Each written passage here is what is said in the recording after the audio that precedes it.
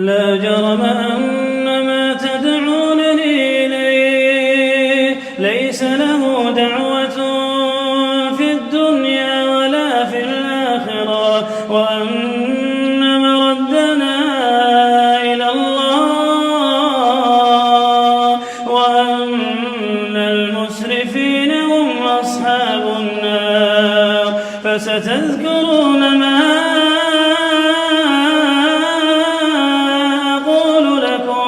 وأفوض أمري إلى الله، إن الله بصير بالعباد.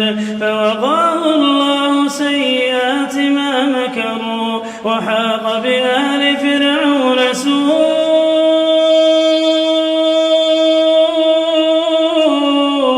العذاب.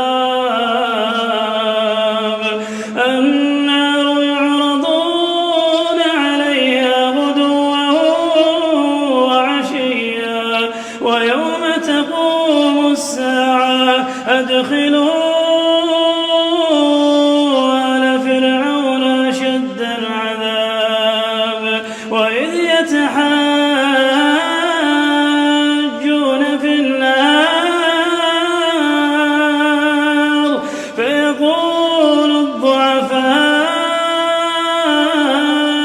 للذين استكبروا إنا كنا لكم تبعا فهل أنتم مغنون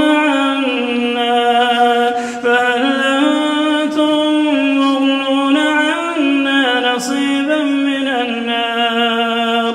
قال الذين استكبروا إنا كل فيها إن الله قد حكم بين العباد.